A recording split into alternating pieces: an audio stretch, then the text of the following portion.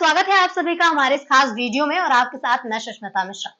पिछले कुछ दिनों में आपने देखा होगा कि एक बकरे के ऊपर राम नाम लिखकर उसे बेचने की कोशिश की गई थी। तो वहीं दूसरे दिन हिमाचल प्रदेश में एक मुस्लिम व्यक्ति ने गाय का सिर काट करके मंदिर में फेंक दिया था। इस पर खास बातचीत के लिए हमारे साथ इस वक्त मौजूद है विनय जी। विनय जी, बहुत बहुत स्वागत है आपका। बहुत बहुत शुक्रिया। जय श्री राम। क्या कहेंगे इस पर? देखिए, सर्वप्रथम तो मैं एक बात कहना चाहूंगा कि राम नाम, प्रभु के नाम के लिखे हुए पत्थर भी तैर जाते हैं। तो वही बात उसमें सिद्ध होकर भी देखने को मिली कि अभी एक बकरे के ऊपर जो कि कसाई के यहाँ जा चुका था, और ये सब लोग जानते भी हैं कि कसाई के यहाँ गई हुई चीज कभी बच नहीं सकती, मगर जब नाम लिखा राम का तो वो भी बच के आ गई और दुनिया भी इकट्ठी हुई और प्रशासन भी इकट्ठा हुआ, उसकी दुकान भी ध्वस्त हुई, उस पर ताला भी लगा।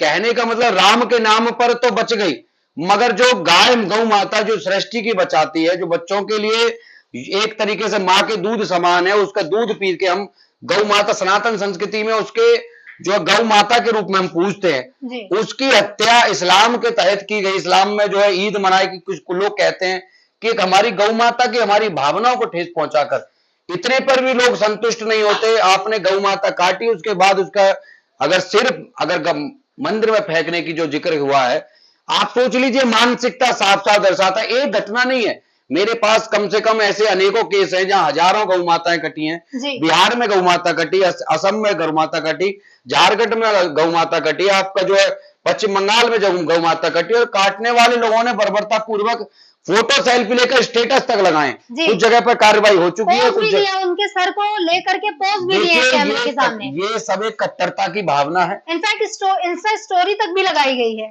मैंने कहा ना कि कई लोगों ने इस पे स्टेटस लगाए हैं, इंस्टाग्राम में स्टोरी लगाई है।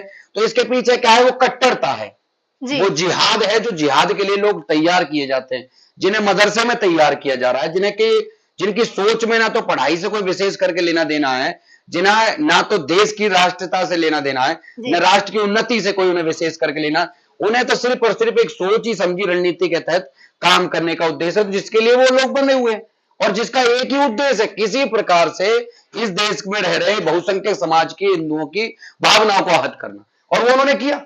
जी अच्छा, जब आप ये बताइए कि जब आपने ये न्यूज सुनी कि हमारे धर्म में जो गौ माता पूजी जाती है, जिनकी हम पूजा करते हैं, घर में खाना बनाते हैं, तो पहली रोटी हम गौ माता के लिए निकालते हैं, उनका कटा हुआ सिर मंदिर में मिलना, क्या रिएक्शन था आपका? देखिए, मुझे आश्चर्य इसलिए नहीं हुआ क्योंकि हम तो रात दिन लड़ते ना जी। हम लोग जो सनातन धर्म के लिए जो रात दिन लड़ते हैं, रात दिन गौ माताओं को बचाते हैं, ट्रक के ट्रक पकड़ते हैं, जो दिल्ली में लेकर हरियाणा बॉर्डर से लेकर आप पलवल के लेकर जो जिस तरह की गौकोशी हो रही है, हम तो हिंदुओं को कहते रहते रात दिन कि भाई गौ माता आपकी कट रही है। लोग कहते गौ माता नहीं कट रही जी, गौ माता नहीं कट रही, अब तो ये बंद हो गया, हिंदू जाग गया, फलाना ढिमका, सब बेवकूफों वाली बात है।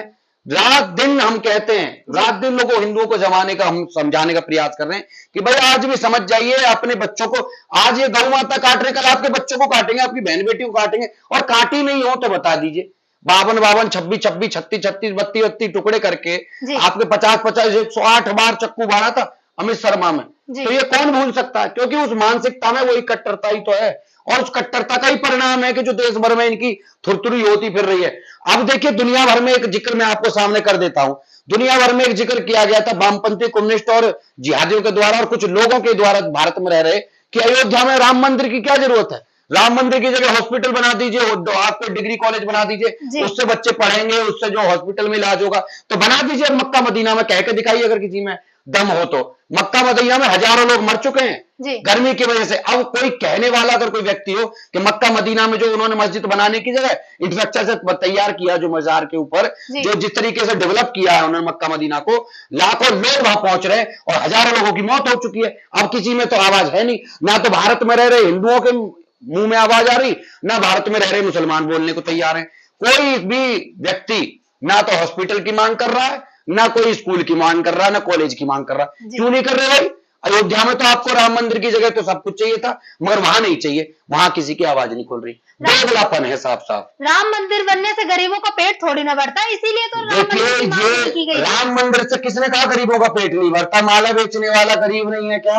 वहां पे फूल बेचने वाले, जो लोगों को चप्पल बेचने वाले, वहां पे कपड़े बेचने वाले, खाना बेचने वाले, चाय बेचने वाले, रोड पे जो काम करने वाले जितने भी लोग पड़ते हैं, जितने भी सामग्री है, फूल माला से लेकर जितनी भी चार चीजें माला जाता है, रिक्शा वाला, ऑटो रिक्शा वाला, यहां से बस वाला, सारा का सारा इंफ्रास्ट्रक्चर, पूरी की पूरी जो तरक्की है अयोध्या में होने वाली नहीं है। लाखों लोग वहां जाएंगे तो खाना भी खाएंगे, होटल पे किसके खाना खाएंगे जाके? बेवकूफों वाली बात। अरे करोड़ों अरबों रुपए वहां इन्वेस्ट हो रहा है, तरक्की हो रही है, लोग यहां से नोएडा छोड़ के अयोध्या में जाके जमीन खरीद रहे हैं। क्यों खरीद रहे हैं? किस लिए खरीद रहे हैं? वहां से तरक्की नहीं होगी। जो जमीन का रेट वहां पे 1000 रुपए था, आज उसका रेट 10,000 रुपए हो गया, 10 गुना, मैं करूं 100 गुना भी ये रेट हो गया। कारण क्या है उसके पीछे? कारण यही है कि जब कोई प्रसिद्ध, आप पहले कहां जाते थे? आपके दिमाग में एक ही जगह आती थी, ताजमहल चल रहे हैं, ताजमहल चल रहे हैं, आगरा चल रहे हैं। अब आगरा की कोई बात ही नहीं करता, अयोध्या चल रहे हैं, अयोध्या चल रहे हैं, बच्चों का जन्मदिन अयोध्या में मना रहे हैं। ये सब बेवकूफों वाली लोग, जिन लोग जो आस्था से नहीं रखते, जो भगवान में आस्था नहीं रखते, जो धर्म से प्रेम नहीं करते, जिन्हें सेकुलरिज्म पसंद है, जो लोग डरते हैं, साफ कह रहा हूं मैं, जिनकी डरते हैं और जिनकी फटती है ना। किससे डरते हैं? किससे डर लगता है? अरे डरते हैं उन जिहादियों से। डरता है? किससे डरता है भाई? डरते हैं वो उनसे लोग जो खुद तो पढ़े लिखे समाज में सोचते हैं, ये सोचते हैं कि अगर मैं इस बिल्ली को, जैसे होता है ना कबूतर और बिल्ली का खेल चल रहा है, सोचते हैं आंख बंद कर लेंगे तो बिल्ली हमें नहीं देख रही, वो तो फपेड़ेगी। मौका पड़ने पर सबसे पहले वही लोग फपेड़े जाएंगे जो लोग सोच रहे हैं कि हम इनके बारे में कुछ ना बोलें। जैसे कि हम जिहादियों के बारे में कुछ ना बोले तो हमारा सर कलम नहीं करेंगे। तो मैं आपको बता दूं, अमित शर्मा एक डॉक्टर था जो कि दंगे के दौरान, जो कि जिहादियों का, जो कट्टरपंथी लोग थे, उनका इलाज ही कर रहा था जी। उसने कहा मेरा तो इनसे अच्छा संबंध है जी। कश्मीरी पंडित लड़े नहीं, उनको उठा के बाहर फेंक दिया। जो लड़ती है कौमें, उनकी कौम जिंदा होती है, उनके लोग जिंदा होते हैं, उनके जज्बात जिंदा होते हैं। और जो कौमें मर जाती हैं, वो टोपी पहन के जो अपना धर्म परिवर्तन करके बैठ जाते हैं। कल भी पहने थे, आगे भी पहनेंगे। और हमारे तो देखो बात ऐसी है, सर कलम करने की आदत है, सर कलम करवाने के लिए हम तैयार भी हैं। और हम तैयार ऐसे नहीं कि आओ जी मार के चले जाओ, अकेले दिख जरूर रहे हैं, अकेले है नहीं भाई। गलतफहमी दूर सबको हो जाती है, क्योंकि लोगों को पता चलता रहता है। हमारे जैसे बहुत सारे क्रांतिकारी ऐसे भाई हैं जो अकेले अकेले दिखते हैं, मगर हजारों का सैलाब लेके चलते हैं। तो इसी वजह हम बोल भी पाते हैं। समाज में जब बैठोगे नहीं, किसी से बात करोगे नहीं, रोटी कपड़ा मकान में लगे रहते हो, कभी कभी रोटी कपड़ा मकान से बढ़कर धर्म की बात भी सोचो। अरे धर्म है तो रोटी कपड़ा मकान है, वरना तो रोटी कपड़ा मकान के साथ बोटी का रोटी करके तुम्हें खा जाएंगे। और दिमाग में कल फतूल निकाल देना, जब तक ये रोटी कपड़ा मकान की बात चल रही है, जब तक आप यहाँ बहुसंख्यक हो, जिस दिन अल्पसंख्यक हो जाओगे, आपका इलाज सबसे पहले किया जाएगा। कौन करेगा इलाज? अरे इलाज करेंगे। आज भाई 7.25% से 20% हो गए, सीधी सी बात है। वो इलाज करने के लिए तो जनसंख्या बढ़ा रहे हैं। देश में 8-8 10 बच्चे पैदा कर रहे हैं, सारी सुविधाओं का लाभ ले रहे हैं। घंटा मोदी जी को एक वोट नहीं दे रहे। क्यों? मोदी जी कुछ करते ही नहीं है। मोदी जी ने मकान बनवाया, मोदी जी ने सिलेंडर दिया, मोदी जी ने उनको जो है रोड दिया, मोदी जी ने उनके बच्चे पढ़ाए। 52 IAS IPS अधिकारी इस बार जो अपना बैच गया लास्ट वाले यूपीएससी का, उसमें 52 IAS IPS अधिकारी निकले, जिसे कि सरकारी खर्चे पर बनाया गया। 39 से ज्यादा सरकारी योजनाएं बहुत आपके जो है अल्पसंख्यक मोर्चा जो समाज है उसके लिए निकाली। उसके बावजूद 5 लाख रुपए से ज्यादा भत्ता दिया गया, सब्सिडी दी गई मक्का मदीना जाने के लिए। सब कुछ करने के बाद राशन दिया गया, एक एक व्यक्ति 5-5 यूनिट। आयुष्मान कार्ड योजना दी गई, हिंदुओं को गला काट के उनका पैसा छीन के उनको दिया गया जो टैक्स नहीं देते। 6 बच्चों पे आयुष्मान कार्ड दिया गया, जो कि यूनिट के हिसाब से देखा जाए हिंदुओं के किसी के 6 यूनिट में नहीं थे। आप सोच लीजिए, सारी योजनाएं देने के बाद भी रामपुर में जिस गांव की घटना, 523 घर बन जाने के बाद आपको 3 वोट नहीं मिलते, आपको बताने के लिए पर्याप्त है कि कौन लोग हैं वो। जी, आपने कहा कि 6 बच्चे होने के बावजूद भी उन्हें सरकारी सुविधाएं मिल रही है। बच्चे तो अल्लाह की देन है, और जो गरीबी है वो सिर्फ मोदी की देन है। देखिए, अगर बच्चे अल्लाह की देन है तो मेडिकल के पास जाओ और वहां पे एक निरोध कंपनी का एक ऐप मिलेगा, उसे लीजिए, उसका उपयोग करिए। वो भी मोदी जी की देन है। उसके लिए भी डॉक्टर इंजीनियर को जो है पढ़ाने के लिए सब्सिडी दी जाती है। MBBS करते हैं, पढ़ाई करते हैं, उसके बाद वो डॉक्टर बनते हैं। उसका भी उपयोग कर लो। दवाई भी बहुत सारी मिलती है, आपको हो सकता है 200-400-500 रुपए में गोली मिल जाओ, खा के भी इलाज करो। क्या बेवकूफा वाली बात है? आपको किसने कहा भाई इतना सब? सृष्टि में जन्म देना और लेना उसका अधिकार है। इसका मतलब ये नहीं कि आप जो है धड़ल्ले से कितना चाहते देश की भाई अर्थव्यवस्था में उनका भागीदारी है। आप रोड लेंगे, आप मकान बनाएंगे, मकान के लिए फिर मत लीजिए, पैसा ऊपर से मंगाइए।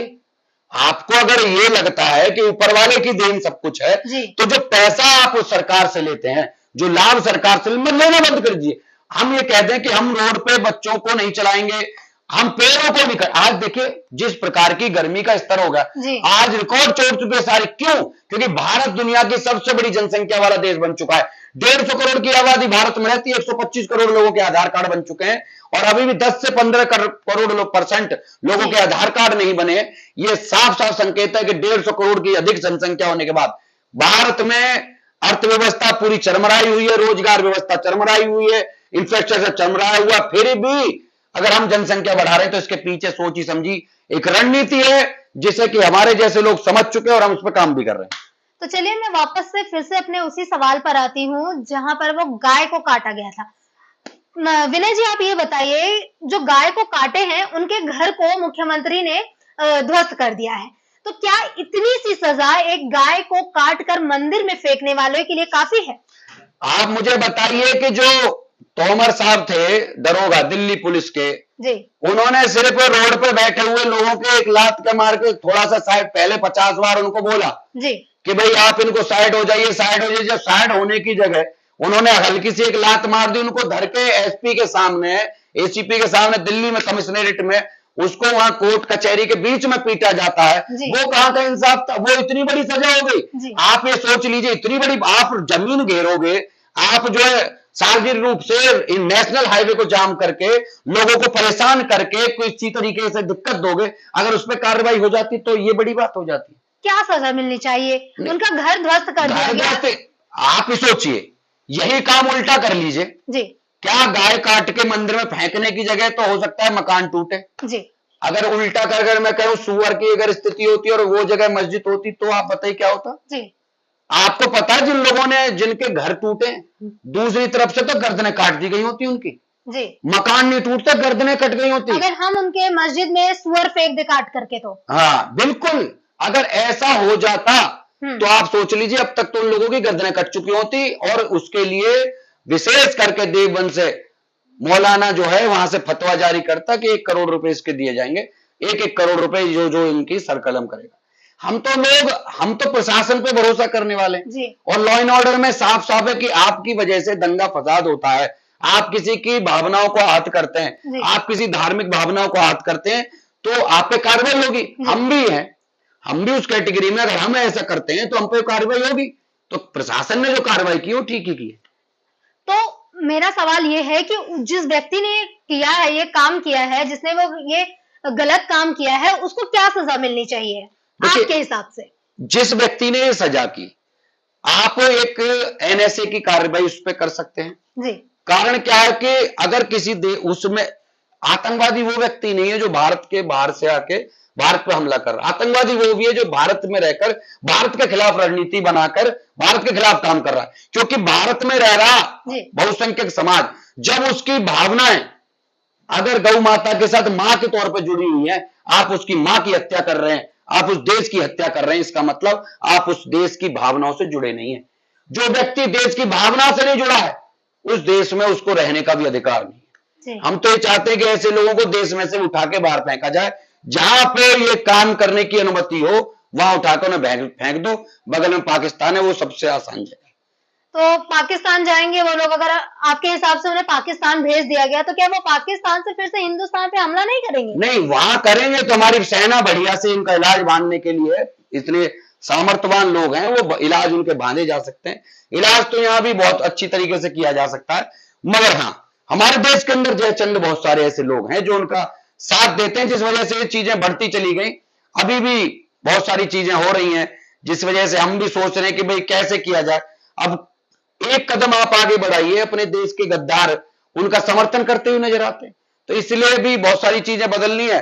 शायद हिंदू जाग गया होता ठीक से।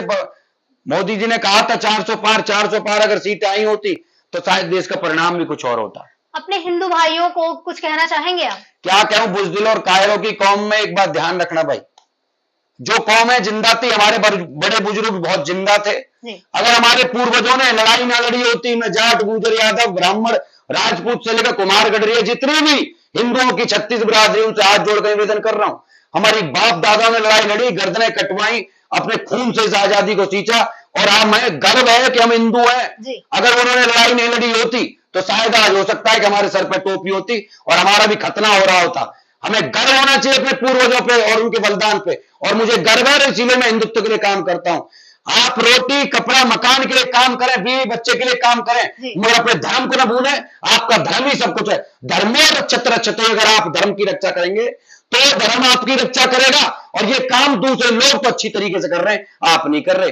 आपकी गीता के दिए गए उपदेशों में भगवान श्री कृष्ण ने साफ तौर कहा है, धर्म के लिए किया गया धर्म भी धर्म है। वो काम करते हुए धर्म अधर्म करते हुए धर्म की बात करते हैं, और आप धर्म के लिए लड़ नहीं सकते। आपकी बहन बेटी की इज्जत लूट रही है, आपके लोगों के साथ गलत हो रहा है, फिर भी अगर आप खड़े नहीं हो सकते तो भगवान ही मालिक है। बालाजी महाराज आपको माफ करें, और शायद हो सकता है बालाजी महाराज तो माफ कर दें, मगर आपका पोता माफ नहीं कर पाएगा। और साफ साफ कहेगा आपकी आने वाली पीढ़ी कि कायरो कम से कम लड़ तो जाते, वरना गुलामी तुम उन बच्चों को देके जा रहे हो जिन्होंने अभी जीवन में आना है। और हम मर भी गए तो हमें कोई गम नहीं, क्योंकि लड़ते लड़ते मरेंगे अपने धर्म के लिए। और फक्र है हमें कि हम अपने समाज के लिए काम कर रहे हैं, और अपने बहुत सारे ऐसे क्रांतिकारी भाइयों के साथ जीवन में आगे चल रहे हैं। जितना भी जीवन है अपने धर्म के नाम है। जय श्री राम। बहुत बहुत धन्यवाद विनय जी आपका। फिलहाल के इस वीडियो में इतना ही। अब मुझे दीजिए इजाजत। नमस्कार।